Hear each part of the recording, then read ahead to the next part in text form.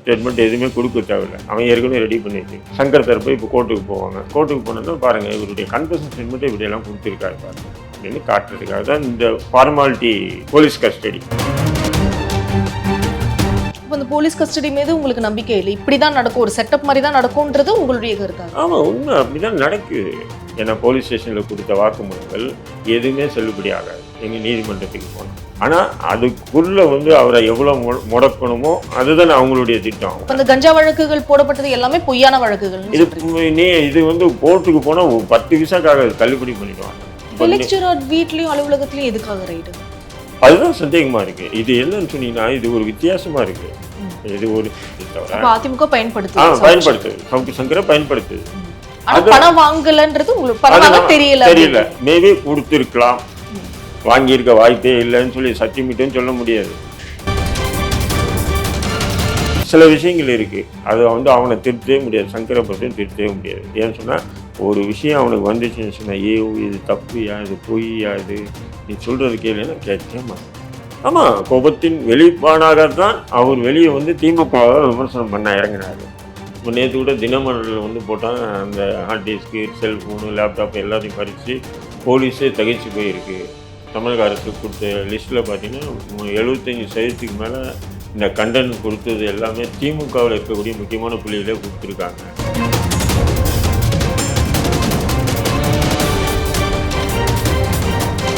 Sir வணக்கம் sir. வாங்கம்மா.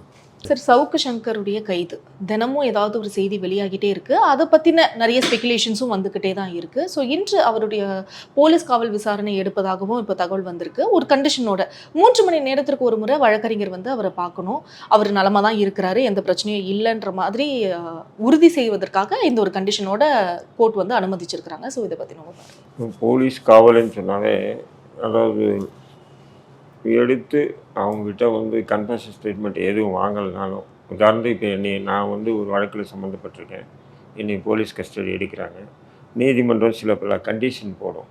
இப்படி அவரை தூங்க விடாமல் பண்ண விட அவர் தூங்க வைக்கணும், அவர் 3 வேளை உணவு சரியான நேரத்தில் அவருக்கு விரும்புகிற உணவு வாங்கி கொடுக்கணும், அவருக்கு மன உளைச்சலோ வேறு எதுவுமே ஏற்படுத்த விட அப்படின்னு சொல்லிட்டு இப்படி ஒரு கண்டிஷன் போடும். அதெல்லாம் அக்செப்ட் பண்ணிக்குவாங்க போலீஸ். அங்கே போய்ட்டு நம்ம எந்த கன்ஃபெஷன் சொல்லனாலும் நம்மளை தூங்கு பாயின்னு சொல்லிட்டு தூங்க வச்சுருவானுங்க. தூங்கிட்டு இருந்தாலும் அவங்க என்ன பண்ணுவாங்கன்னா அவங்க ஒரு டிசைட் பண்ணி வச்சுருப்பாங்க. அதாவது இது இப்படி சொன்னார், இப்படி சொன்னார், இந்த வழக்கு இப்படி தான் அப்படின்னு. அது ஏற்கனவே எழுதி வச்சுருக்கிறத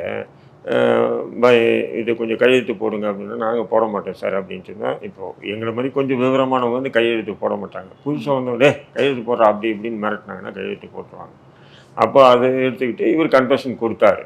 என்ன கொடுத்தாருன்னா இவர் ஒத்துக்கிட்டார், இது செஞ்சேன், இந்த குற்றங்கள் செஞ்சேன், இந்த குற்றங்களுக்கு நான் உதவி பண்ணேன், இந்தந்த முறையில், அதாவது அந்த கன்ஃபெஷன் ஸ்டேட்மெண்ட்டில் இப்போ உங்கள் பேர் சேர்க்கணும், இப்போ நான் சொல்லியே இருக்க மாட்டேன், அதில் உங்கள் பேரும் வந்துடும். உதாரணத்துக்கு சொல்கிறேன், இதெல்லாமே வந்துடும். அவங்க என்ன டிசைட் பண்ணியிருக்காங்களோ காவல்துறை அதெல்லாமே வந்துட்டு அதை எடுத்து போய் என்ன பண்ணுவோம், கோர்ட்டில் ப்ரொடியூஸ் பண்ணுவோம், இவர் கன்ஃபெஷன் கொடுத்துருக்காரு அப்படின்னு. அதன் பிறகு அடுத்த கட்ட நடவடிக்கை, இப்போ உதாரணத்துக்கு வீடு சோதனை பண்ணணும், இவர் கன்ஃபெஷன் ஸ்டேட்மெண்ட்டு கொடுக்காம வீடு சோதனை பண்ணால் முடியாது இல்லைங்களா.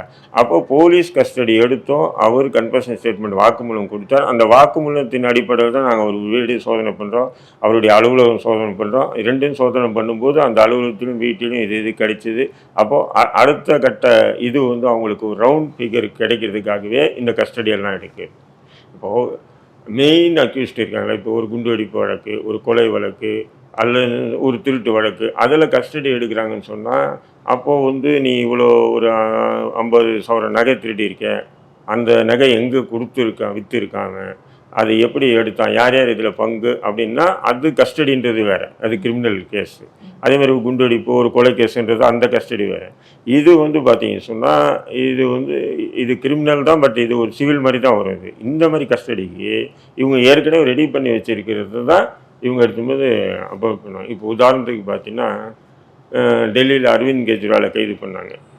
இப்போ அரவிந்த் கெஜ்ரிவாலை எப்படி கைது பண்ணுறாங்கன்னு சொன்னீங்கன்னா, அந்த சர்மா ரெட்டி என்ற ஒரு நபர், அவர் தான் அந்த சாராய இதுக்கு ஏலம் எடுத்தவர். அவர் என்ன சொல்கிறாருன்னா, நான் 100 கோடி ரூபாய் அரவிந்த் கெஜ்ரிவாலுக்கு கொடுத்தேன் அப்படின்னு அவருடைய கன்ஃபெஷன் ஸ்டேட்மெண்ட்டில் அரவிந்த் கெஜ்ரிவால் பேரை சேர்த்துட்டு அதன் பிறகு தான் அமலாக்கத்துறை என்ன பண்ணுதுன்னா பாருங்க, அரவிந்த் கெஜ்ரிவால் இதில் இன்வால்மெண்ட் இருக்காரு, கன்ஃபெஷன் ஸ்டேட்மெண்ட்டு கொடுத்துட்டாரு அப்படின்னு சொல்லிட்டு அவருக்கு ஜாமீன் கொடுத்து வெளியே அனுப்பிச்சிட்டாங்க, கொடுத்துட்டாங்க. பட்டு இப்போ அரவிந்த் கெஜ்ரிவாலுடைய அமைச்சர்களோ அரவிந்த் கெஜ்ரிவால் கூட இருந்த எம்எல்ஏக்களோ யாருமே கன்ஃபெஷன் ஸ்டேட்மெண்ட்டில் அரவிந்த் கெஜ்ரிவால் பேரே வரல. பட் அவருடைய பேரில், யாருடைய பேர், அந்த சர்மா ரெட்டி அவருடைய பேரில் வந்து கன்ஃபெஷன் ஸ்டேட்மெண்ட்டில் அவங்க பேரை சேர்த்து அவரை அரெஸ்ட் பண்ணாங்க. இந்த மாதிரி ஒரு கன்ஃபெஷன் ஸ்டேட்மெண்ட் எடுக்கிறதுக்கு தான் இவங்க தொடர்ந்து வந்து இந்த மாதிரி ஒரு கஸ்டடி எடுக்குது. மற்ற நான் சொன்னக்கூடிய திருட்டு கேஸு, குண்டுவெடிப்பு அதெல்லாம் வந்து டார்ச்சர் பண்ணி அடித்து அவங்ககிட்ட எழுதி வாங்கி அடுத்த யார் யார் இதுக்கு கூட்டாளி, யார் யார் இதுக்கு உதவி பண்ணியிருக்கா, யார் யார் துணை இருந்திருக்கா, யார் யார் பணம் கொடுத்தா, எங்கே இந்த மருந்து வாங்கினேன், எங்கே இந்த கத்தி வாங்கினேன், எங்கே இப்படி வந்து கன்ஃபெஷன்ன்றது வேறு. அதெல்லாம் ஒரு திருட்டு அந்த மாதிரி பெரிய வழக்குகளுக்கு. இந்த வழக்குகளை பொறுத்தவரையிலையும் சங்கர் கன்ஃபெஷன் ஸ்டேட்மெண்ட் எதுவுமே கொடுக்க தேவையில்லை, அவன் ஏற்கனவே ரெடி பண்ணி வச்சுருக்கான். அதை எதுவுமே கோர்ட்டில் கொடுத்துட்டு இப்போ குண்டாஸ் போட்டிருக்காங்க. இப்போ குண்டாஸ் போடும்போது இவங்க சங்கர் தரப்பு இப்போ கோர்ட்டுக்கு போவாங்க. கோர்ட்டுக்கு போனோன்னா பாருங்கள் இவருடைய கன்ஃபெஷன் ஸ்டேட்மெண்ட்டை இப்படியெல்லாம் கொடுத்துருக்காரு பாருங்கள் அப்படின்னு காட்டுறதுக்காக தான் இந்த ஃபார்மாலிட்டி போலீஸ் கஸ்டடி. இப்போ இந்த போலீஸ் கஸ்டடி மீது உங்களுக்கு நம்பிக்கை இல்லை, இப்படி தான் நடக்கும், ஒரு செட்டப் மாதிரி தான் நடக்கும்ன்றது உங்களுடைய கருத்தா? ஆமாம், உண்மை அப்படி தான் நடக்குது. அது வந்து நம்மளை கூட்டு போய் உட்கார வச்சு நீங்கள் சொல்லுங்க போய் உங்கள் அப்பா பேர் என்ன, அம்மா பேர் என்ன, நீங்கள் எங்கே படிச்சிங்க, எங்கே வளர்ந்தீங்க, நீங்கள் என்ன தொழில் செஞ்சீங்க, ஃபஸ்ட்டு எப்படி இருந்தீங்க, இப்போ எப்படி இருக்கீங்க, இதெல்லாம் வந்து அவனுக்கு இந்த கதையெல்லாம் நம்மளை பற்றி வந்து எல்லாமே அவங்களுக்கு தெரியும். அவங்க எதுவுமே கேட்க மாட்டாங்க. எடுத்தோடனே இதுதான் உட்காருங்க, சாப்பிடுங்க, ஜாலியாக இருங்க. பட் சவுக்கு சங்கர் இப்போ ஊடகங்களில் வரும், சவுக்கு சங்கர் வந்து போலீஸ் கஸ்டடிக்கு போனாப்புல அங்கே எல்லா உண்மையும் உளறிட்டார்.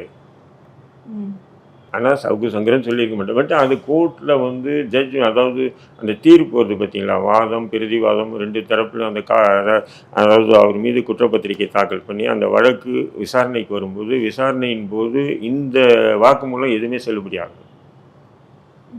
ஏன்னா போலீஸ் ஸ்டேஷனில் கொடுத்த வாக்குமூலங்கள் எதுவுமே செல்லுபடி ஆகாது எங்கள் நீதிமன்றத்துக்கு போனால். ஆனால் அதுக்குள்ளே வந்து அவரை எவ்வளோ முடக்கணுமோ அதுதான் அவங்களுடைய திட்டம். அவங்களுக்கு ஒரு பெரிய தண்டனை வாங்கி கொடுத்து லைஃபாக கொடுக்க போகிறாங்க. உண்மையிலே சொல்கிறேன், சவுக்கு சங்கர் தவிர்க்கப்பட வேண்டிய வார்த்தைகள் தான் பேசி இருக்கக்கூடாது தான், பேசிட்டாப்புல. இப்போ இதுக்கு வந்து அது ப்ரூவ் ஆயிடுச்சு, அவர் பேசினது உண்மை அப்படின்னு ப்ரூவ் ஆயிடுச்சுன்னா கூட என்ன தண்டனை கொடுக்க முடியும்? அதிகபட்சமாக 6 மந்த்து தான் கொடுக்க முடியும். 6 மந்த் 1 இயருக்குள்ளே தான் கொடுக்க முடியும் சார் கன்விஷன். ஆனால் இப்போ கஞ்சா வழக்குகள்லாம் போடப்பட்டிருக்கு, இது கஞ்சா வழக்கு போடப்பட்டிருக்கு. இல்லை, குண்டாஸ் வந்து தடுப்பு காவல்மா. எப்படின்னு சொன்னால் இப்போ இவர் வந்து அப்போ வழக்கு ஸ்ட்ராங் ஆகலையான்னு கேட்குறேன். இல்லை அதுதான் ஸ்ட்ராங் ஆகலாது. என்னன்னு சொன்னால் இப்போ இவர் மீது எத்தனை வழக்கு போட்டாலும் 15, 20 இல்லை 1 மாதத்துக்குள்ளே இவர் ஜாமீன் கோருவார், ஜாமீன் கொடுத்துருவாங்க. இப்போ அவர் 1 மாதத்துக்குள்ளே வெளியே வரக்கூடாது, குறைஞ்சது 5லேருந்து 6 மாதம் வைக்கணும் அப்படின்றதுக்கு திட்டமிடல் தான் இந்த குண்டர் சட்டம். குண்டர் சட்டம் என்பது ஒரு மனிதனை தடுப்பு காவல்.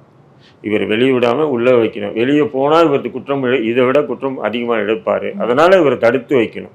இப்போ என்ன 45 நாளில் அட்வைசரி போர்டுன்னு ஒன்று வைப்பாங்க.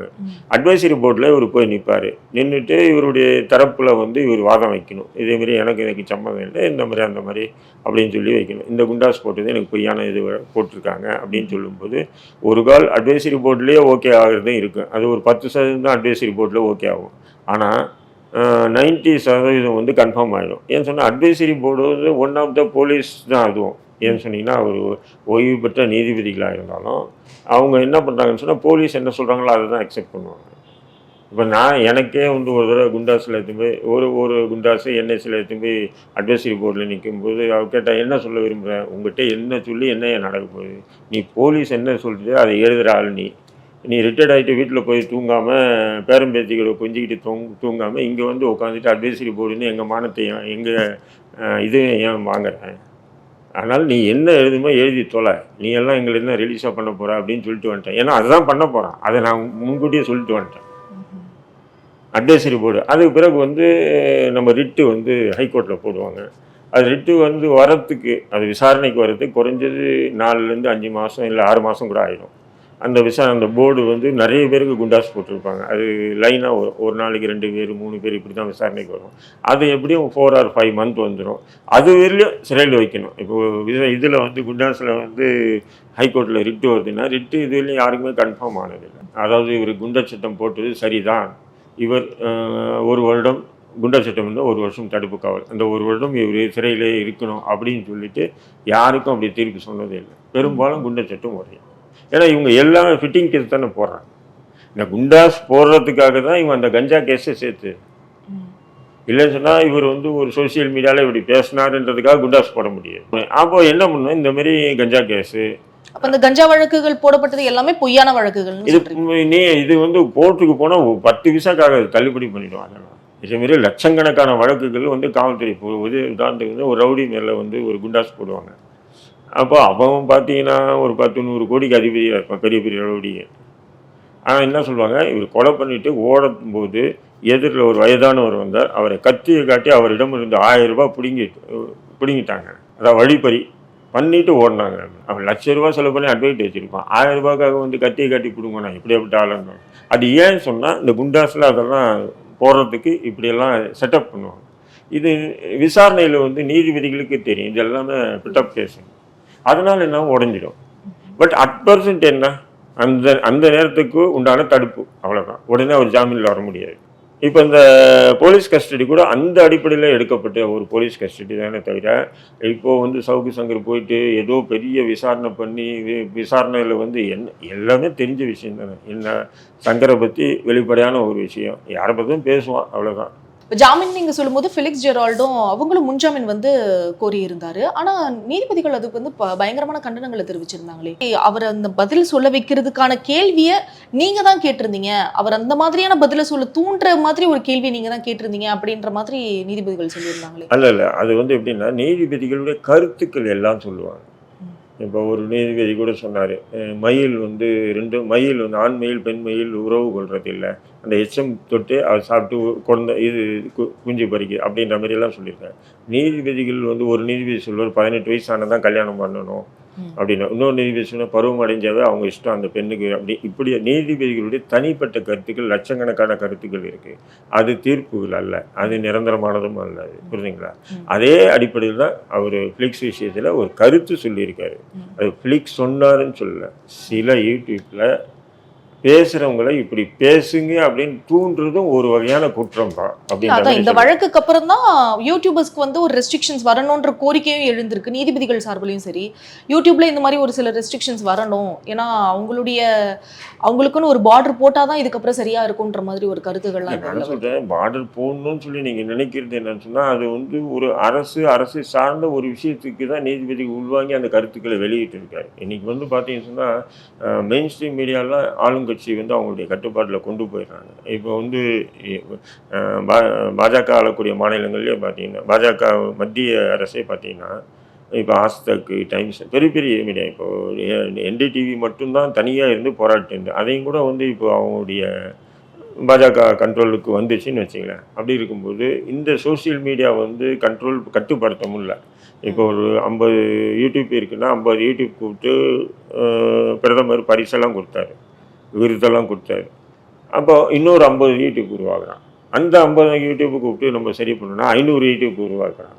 அப்போ இந்த சோசியல் மீடியா வந்து இன்றைக்கி வந்து என்ன ஆச்சுன்னு சொன்னால், மெயின் ஸ்ட்ரீம் மீடியா எல்லாம் இன்றைக்கி கார்பரேட்டுடைய கட்டுப்பாட்டுக்கு போயிடுச்சு. இந்த சோசியல் மீடியாவை கட்டுப்படுத்த முடியல. ஏன்னு சொன்னால், நீங்கள் மக்கள் பிரச்சனை உடனுக்குடன் வந்து வெளியே வருது. அது எப்படின்னு சொன்னால், நேரடியான ஒரு தாக்கத்தை ஏற்படுத்துது அரசுகளுக்கு, நீதித்துறைக்கு, எல்லாருக்குமே. அது ஒரு சிஸ்டம் தானே. கவர்மெண்ட்டை மட்டும் நம்ம பார்க்க முடியாது, காவல்துறை மட்டும் பார்க்க முடியாது, நீதித்துறை மட்டும் பார்க்க முடியாது, மருத்துவத்துறை, எல்லாமே சேர்ந்து தான் ஒரு சிஸ்டம். அப்போ அந்த சிஸ்டத்துக்கு ஏதோ ஒரு வகையில் ஒரு பாதிப்பு ஏற்படுது இந்த சோசியல் மீடியா. அதனால் அதை வந்து கொஞ்சம் ஒழுங்குபடுத்தணும் அப்படின்னு சொல்லி அது மத்திய அரசை முயற்சித்து இன்னும் வரையும் முடியாமல் கிடக்குது. மத்திய அரசு கடந்த 5 ஆண்டாக வந்து ஏன்னு சொன்னால், அவங்க வந்து மணிப்பூர் விஷயத்தெல்லாம் வந்து மோஸ்ட்லி மெயின் ஸ்ட்ரீம் மீடியாவை கொண்டு மறைக்க பார்த்தாங்க. ஆனால் சோசியல் மீடியா, வலைதள தொலைக்காட்சியை வந்து அதை அவங்க ஒன்றும் பண்ண முடியல. அப்போவே அவங்க ஏதாவது பண்ண முடியுமான்னு பார்த்தாங்க. பலர் மீது வழக்கம் போட்டாங்க. அது இருந்தும் ஒன்றும் பண்ண முடியல. புரியுதுங்களா? அந்த அடிப்படையில் தான் இவர் கருத்து சொல்லியிருக்காரு. தவிர உதாரணத்துக்கு நான் வந்து வரேன், நீங்கள் எடுக்கிறீங்க எங்கிட்ட இன்ட்ரி, நான் ஒரு கொள்கை சார்ந்து போராடக்கூடிய நபர். நான் ஒரு கொள்கை சார்ந்து போராடக்கூடிய நபர். நான் வந்து ஒரு அரசையோ அல்லது ஒரு காவல்துறையை எதிர்த்து இன்னொரு ஆக்ரோஷமாக நான் போராடுறேன். நீங்கள் ஒரு இன்டர்வியூ எடுக்கிறீங்க என்கிட்ட. நான் என்னுடைய வேதனையை, என்னுடைய அழுகுரலை நான் உங்கள்கிட்ட சொல்கிறேன். ஏன்னா உங்கள் மூலியமா மக்களுக்கு தெரிவிக்கணும். இதில் உங்களுடைய தவறு என்ன இருக்குது? புரியுதுங்களா? இது எப்படின்னு சொன்னால், இப்போ மேடையில் நான் பேசுகிறேன். பேசும்போது பிகில் அடிக்கிறானுங்க, கை தட்டுறானுங்க, சிரிக்கிறாங்க, நிறைய பேர் இருக்காங்கன்னு வைங்களேன். அப்போது அவன் பேசினா சரிப்பா, நீ ஏன் பிகில் அடித்த, நீ ஏன் சிரித்த, நீ ஏன் கை தட்டின, உங்களை மீதெல்லாம் வழக்கு போடுங்கன்னு சொன்னால் அது எவ்வளோ ஒரு கேளிக்கையாக இருக்குமோ அதேமாரி தான் நீதிபதியுடைய கருத்துக்களும் இருக்குது. அது நீதிபதி தீர்ப்பல்ல, கருத்து தான். தீர்ப்பாக இருந்தால் நம்ம அதை எதிர்த்து நம்ம என்ன பண்ணலாம், மேல்முறையீடு பண்ணலாம். ஸோ இது கருத்து மட்டும்தான். கருத்து மட்டும்தான் அது. இப்போ ஃபெலிக்ஸ் ஜெரால்ட் அவருடைய நகர்வா, அடுத்த நகர்வா என்ன இருக்கும்? இல்லை, ஃபெலிக்ஸ் ஜெரால்ட் இப்போ பார்த்தீங்கன்னு சொன்னால் இன்றைக்கி அவருடைய வீடு, அவருடைய அலுவலகம் ரெண்டும் சோதனை பண்ணுறதுக்கு திருச்சியிலேருந்து காவல்துறை வந்திருக்கு. ஒரு கால் சவுக்கு சங்கர் வந்து வீட்டில் யாரும் இல்லை, ஆஃபீஸ்லேயும் யாரும் இல்லை, அதனால பூட்டு வடிச்சிட்டு உள்ளே போனாங்க. உள்ளேருந்து கஞ்சா எடுத்தேன்னு சொன்னாங்க. இன்றைக்கி வந்து இது ஃப்ளிக்ஸ் வீட்டில் வந்து அவங்க வீட்டில் அவங்க மனைவி, அவங்க பையன்லாம் இருக்கான். அவருடைய அலுவலகத்துலேயும் வந்து வேலை செஞ்சுட்டு தான் இருக்காங்க. இப்போ 2 இடத்துல சோதனைக்குன்னு சொல்லி வந்திருக்காங்க. இன்னும் உள்ளே போகலை. இப்போ தான் போக போகிறாங்க போல இருக்குது. அனுமதி வாங்கிட்டு இப்போ தான் உள்ளே வராங்க. பட் அவங்க சோதனை பண்ணி ஃபெலிக்ஸ் ஜெரால்ட் வீட்லயும் அலுவலகத்துலயும் எதுக்காக ரைடு? அதுதான் சந்தேகமாக இருக்குது. இது என்னன்னு சொன்னீங்கன்னா, இது ஒரு வித்தியாசமாக இருக்குது. இது ஒரு இந்த மாதிரி ஒரு சோசியல் மீடியாவில் பேசுனதுக்காக வழக்கு, அது சரி. அதுக்கப்புறம் வீடு, அலுவலகம், ரைடு அப்படின்றது எல்லாமே பார்த்தீங்கன்னா ஒரு விதமான எல்லாருக்கும் அது திரட்டி. இனியும் வந்து சோசியல் மீடியாவில் உட்காந்துட்டு யாரும் இப்படியெல்லாம் பேசாதீங்கடா. அரசை பற்றி யாரை பற்றி விமர்சனம் பண்ணாதீங்க. பண்ணிங்கன்னா உங்களுக்கும் இந்த நிலை தான். இப்போ எல்லாமே பார்த்தீங்கன்னு சொன்னால் ஒரு நெறியாளராக வரணும் அல்லது ஒரு மீடியாவில் ஒரு பெரிய ஆளாக வரணும்னு சொன்னால் மிகப்பெரிய ஒரு கற்பனை கனவோடு வருவாங்க. அப்படி இருக்கும்போது அவங்க இந்த காவல்துறை விசாரணை, ரைடு இப்படிப்பட்ட சிரமங்களுக்கு ஆளாக நினைப்பாங்கன்னா நினைக்க மாட்டாங்க. சரி, நமக்கு எதுக்கு வேண்டாம் அப்படின்னு நினச்சி நீங்கள் தவிர்த்துங்க. அதை மீறி நீங்கள் பேசக்கூடாது. பேசுனீங்கன்னா சவுக்கு சங்கருக்கு பாருங்கள், கஞ்சா கேஸ் போட்டோம். ஃப்ளிக்ஸுக்கு பாருங்கள், டெல்லியில் கைது பண்ணோம். அவங்க அதாவது ஒரு திருட்டு வழக்கில் கைது பண்ணால் கூட டெல்லியிலேருந்து சென்னைக்கு வரணும்னா ஃப்ளைட்டில் கூப்பிட்டு வருவாங்க. ஆனால் ஃப்ளிக்ஸ் என்ன பண்ணுறாங்க, ஜென்ரல் கம்பார்ட்மெண்ட், அதுவும் ரிசர்வேஷன் கூட இல்லை, ஜென்ரல் கம்பார்ட்மெண்ட்டில் கூப்பிட்டு வந்திருக்காங்க. பார்த்தீங்களா நீங்கள்? ஜென்ரல் கம்பார்ட்மெண்ட் ஏன் சொன்னால், இப்போது 2 இரவு ஒரு பகல், உதாரணம் 2 இரவு ஒரு பகல், 2 பகல் ஒரு இரவு வந்திருக்காங்க. அப்போ அந்த ஜென்ரல் கம்பார்ட்மெண்ட்டில் இப்போ சென்னை தமிழ்நாடு போன்ற ட்ரெயினும் அங்கே இருக்காது. நீங்கள் உட்காந்து தான் உங்கள் மடியிலே வந்து உட்காருவாங்க. அதெல்லாம் பார்க்க மாட்டேன், பிடிச்சி தள்ளி விடுவான், காரியம் அங்கேயே துப்புவான், இப்படியெல்லாம் ஒரு நடக்கும். இந்த 2 பகல் ஒரு இரவு சாப்பிட சரியாக முடியாது, பல்லு விளக்க எதுவும் முடியாது, குளிக்க முடியாது. அவருடைய இது எதுவுமே சரி, மென்டலி அந்த 2 பகல் ஒரு இரவு வந்து மென்டலி ரொம்ப எஃபெக்ட்டு. என்னன்னு சொன்னால், என்னடா இது, ஏன்னா அதெல்லாம் எதிர்கொள்ளாத மனிதர்கள், ஒரு காவல்துறைன்னு அப்படி ஒரு அது மட்டும் இல்லாமல் தன்னை சுற்றி ஒரு காவல்துறை உட்காந்துருக்கு, கூப்பிட்டு போகிறாங்க, என்னவோ ஏதோ அதை மன உளைச்சல், இப்படி மன உளைச்சலையும் ஏற்படுத்தும். இதுதான் காவல்துறையுடைய திட்டம். அவங்க நினச்சிருந்தா வித்தின் செகண்ட் திருட்டு வழக்குலைங்க. அந்த கொளத்தூரில் ஒரு மாறுபடி வீட்டில் கொள்ளடிச்சிட்டு போனேன் ராஜஸ்தானுக்கு. ராஜஸ்தான்லேருந்து ஃப்ளைட்டில் தான், தனி ஃப்ளைட் அதுவும் வச்சு தனி ஃப்ளைட்டில் கொண்டு வந்தாங்க. நானும் எத்தனை வழக்கில் பார்த்துருக்கேன், எல்லாம் ஃப்ளைட்டில் தான் கொண்டு வருவாங்க.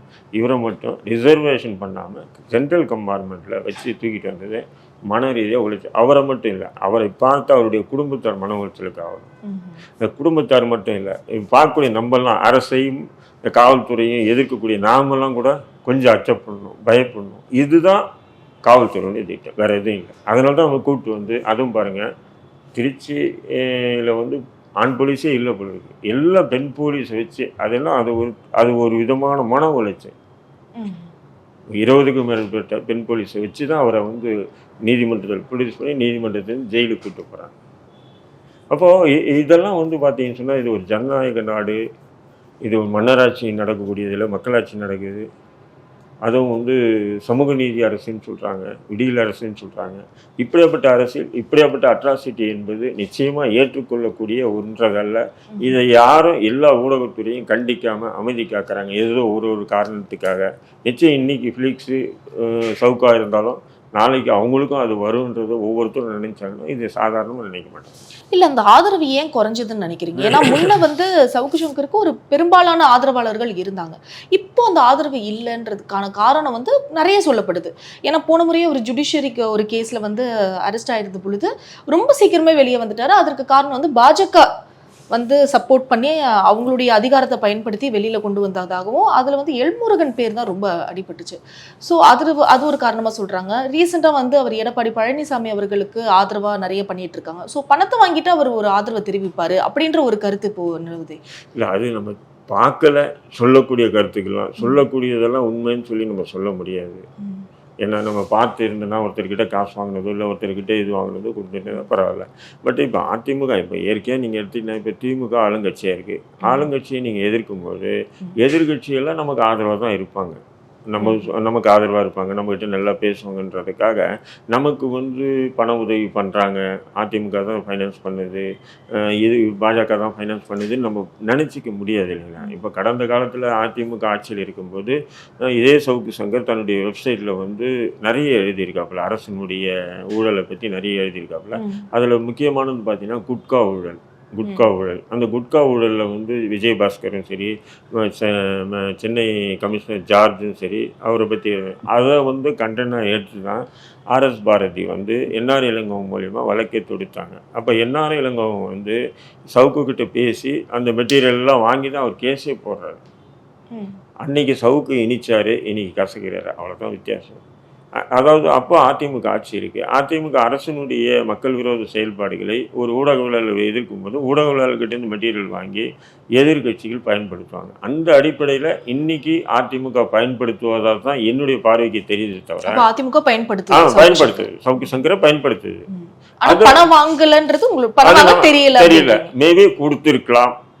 இப்போ நான் உங்களுக்கு ஒரு உதவி பண்ணுறேன், தொடர்ந்து உதவி பண்ணும்போது அது உங்களுக்கு ஒரு பலனாக இருக்குது, உங்களுடைய இதுக்கு பலனாக இருக்குன்னும் போது சரி நீங்கள் ஹெல்ப் பண்ணுறீங்கன்னும் போது அது நம்ம வந்து அது தவறுன்னு சொல்ல முடியாது.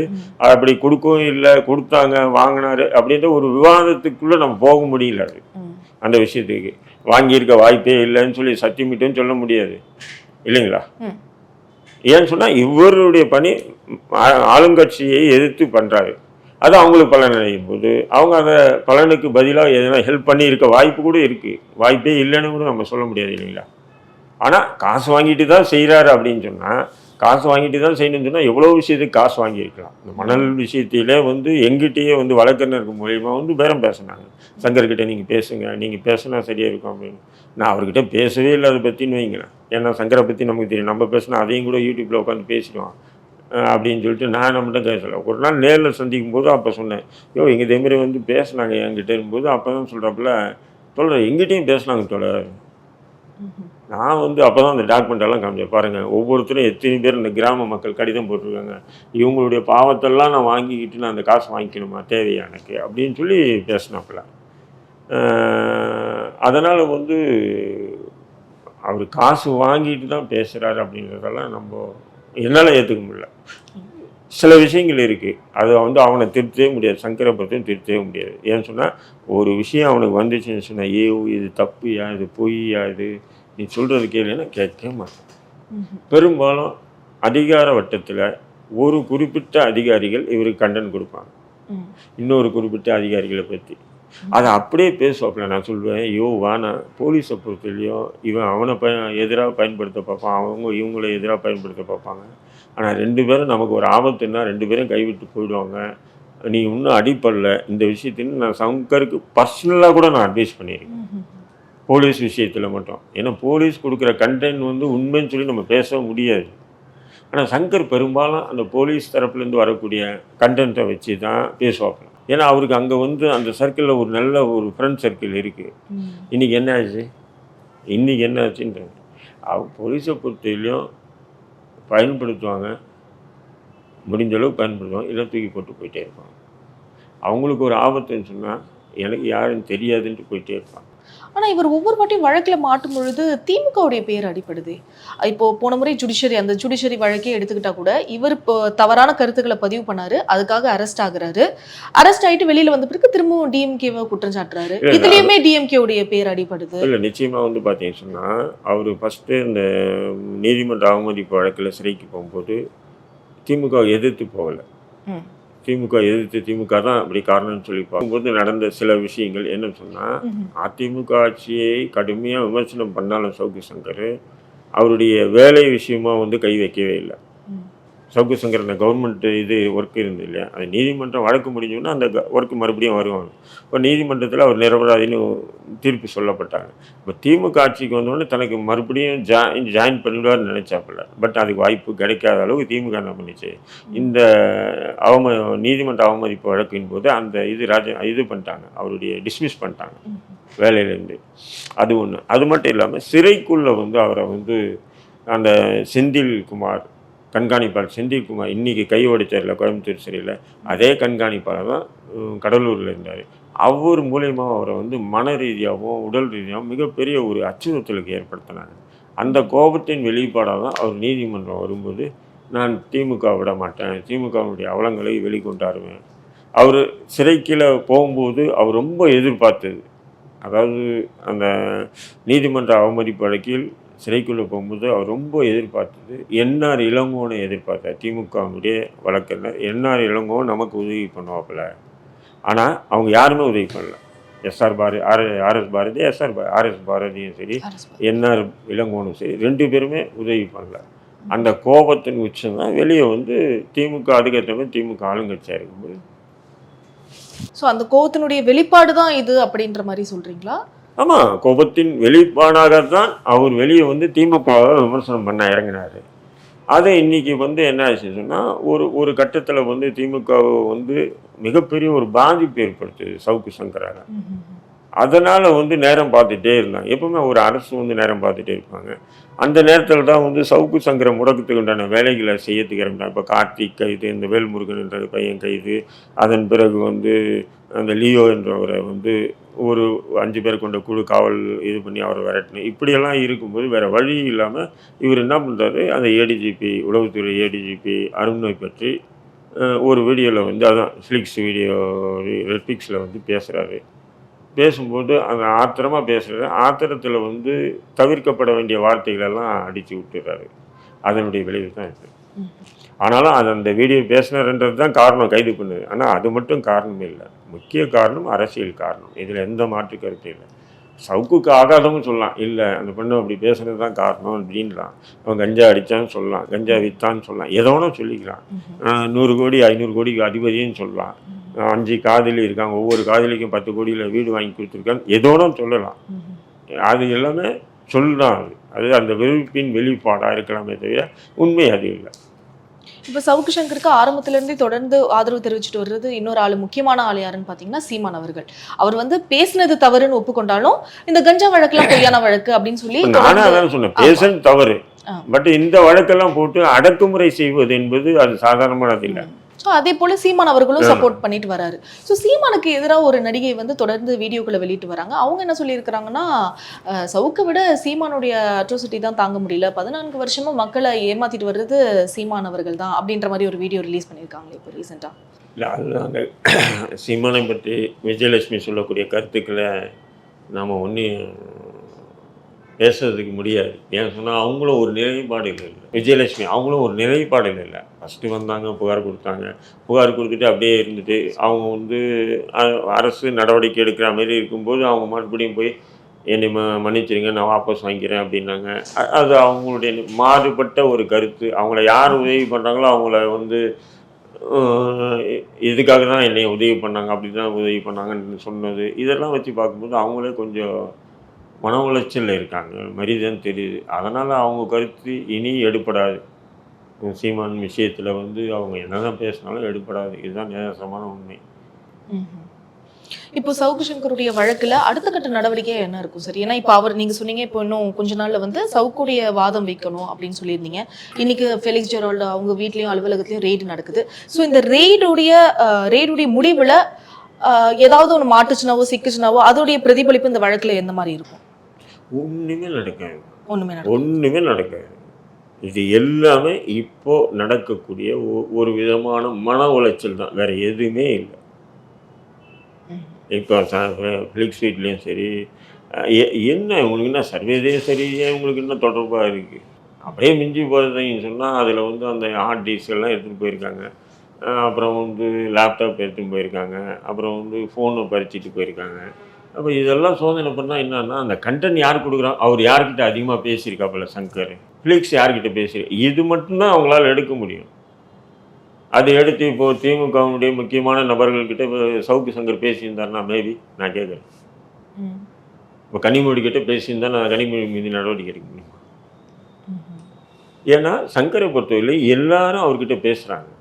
எல்லாரும் அவர்கிட்ட பேசுகிறாங்க. ஒவ்வொரு கட்சியிலேருந்தும் முக்கியமான தலைவர்கள் வந்து 2ஆம் 3ஆம் கட்ட தலைவர்கள் வந்து பேசிட்டு தான் இருக்காங்க. இப்போ நேற்று கூட தினமலரில் வந்து போட்டால் அந்த ஹார்ட் டிஸ்க்கு, செல்ஃபோனு, லேப்டாப் எல்லாத்தையும் பறித்து போலீஸே தகைச்சு போயிருக்கு. தமிழக அரசு கொடுத்த லிஸ்ட்டில் பார்த்தீங்கன்னா 75% மேலே இந்த கண்டென்ட் கொடுத்தது எல்லாமே திமுகவில் இருக்கக்கூடிய முக்கியமான புள்ளிகளே கொடுத்துருக்காங்க. இப்போ உதாரணத்துக்கு கிளம்பாக்கம் விஷயமா பேசுகிறாப்புல. கிளம்பாக்கம் வந்து விஷயமா வந்து பார்க்க போனால் அது வந்து கான்ட்ராக்டர் விடுறாங்க. அதாவது அந்த hotel, cycle stand, bike stand, அப்புறம் கார் பார்க்கிங், இது எல்லாமே ஏலத்துக்கு விடுறாங்க. அந்த ஏலம் வந்து ஒரு குஜராத் கம்பெனி தான் ஒன்று எடுக்கிறான் அப்படின்ற மாதிரி பேசுகிறாரு. அப்போ இங்கே இருக்கக்கூடிய திமுக காரங்களுக்கு கொஞ்சம் பேருக்கு விரக்தி இருக்கலாம். என்னடா அந்த குஜராத்காரன் வந்து எடுத்தா நம்ம எடுத்தா நமக்கு நல்லா இருந்திருக்குமே அப்படின்ற கோபத்தின் வெளிப்பாடாக அந்த கண்டென்ட் சங்கர்கிட்ட கொடுத்துருக்க வாய்ப்பு இருக்கு. ஒரு சிம்பிளாக ஒரு உதாரணத்தை நான் சொல்கிறேன். இப்போது இவங்கெல்லாம் எடுத்து அதை ஆய்வு பண்ணி இதுதான் இப்போது வந்து வீடு ஆஃபீஸ் சோதனை பண்ணது என்னென்னா, சங்கரை பொறுத்தவரையிலையும் சங்கர் யார் மெட்டீரியல் கொடுக்குறா, சங்கர் பேசுறது அத்தனையும் பொய் இல்லை. நல்லா புரிஞ்சு, எதுவுமே பொய் இல்லை. ஆனால் இந்த மெட்டீரியல் யார் கொடுக்குறா? இந்த கார் ரேஸை பற்றி அதை அரசு அறிவிக்கிறதுக்கு முன்னாடி சங்கர் பேசுகிறாப்புல. அது அவங்களுக்கு ஒரு தயக்கம் போது என்னடா அது அப்படி ஒரு இது வந்து முக்கியமான விஷயமாச்சே. அப்போ முக்கியமான இடத்துலேருந்து வருதா, யாரை எப்படி கொடுக்குறா, என்ன கொடுக்குறா, இது வந்து ஒரு விதமான ஒரு மன உளைச்சலுக்கு திமுக போயிடுச்சு. அதனால தான் இதை ஒட்டுமொத்தமாக முடிக்கணும். இல்லைன்னு சொன்னால் இவங்ககிட்டேருந்து பறித்து என்னென்ன இருக்குதுன்னு. அதனால தான் இந்த அளவுக்கு அரச பயங்க வருது, கையை உடைக்கிற அளவுக்கு போகிறதுன்னு சொன்னால்.